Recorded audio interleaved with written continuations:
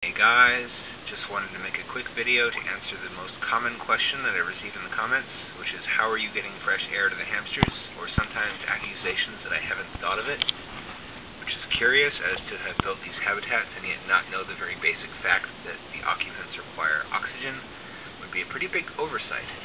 But I guess you can't see from the angle where I usually film, there is an air line going down to the habitat's air inlet, forcing air through the habitat and then out through the exhaust, which is what prevents CO2 from building up.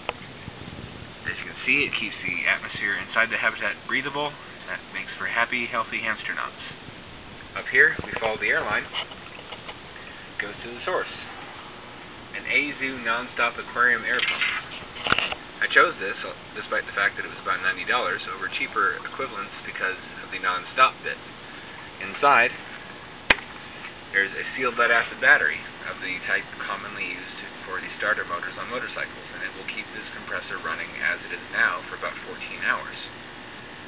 Of course, in the event of a power outage, I wouldn't sit there and watch it run. I would use that time to get the hamsters out of the water, but 14 hours is a pretty big margin of safety, which is why I like it. And just as a demonstration, don't be alarmed, I'm going to unplug this. And there you have it. No grid power. It's now running completely on battery. Go over to the habitat. Exhaust is still bubbling. Air is still flowing. Everyone's happy. Now for lake missions, just like every mission in the past where the habitat has been in a lake instead of in a tank like this, I've used this much, much larger backup battery pack, the Duracell PowerPack HD 600 336 watt-hour sealed lead-acid battery in a handsome enclosure. And I've used these folding solar arrays to extend the runtime from about 30 hours to 44. When combined with the 14 hours of the A-Zoo air compressor, that's considerable.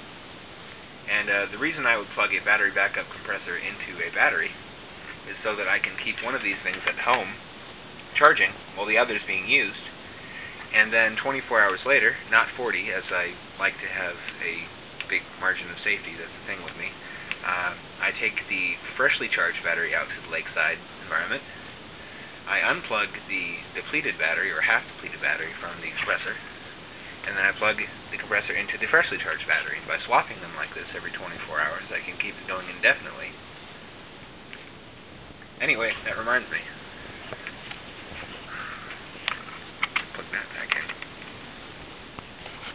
Well, that concludes the video. I hope it answers that question such that I don't receive it in literally every upload from now on.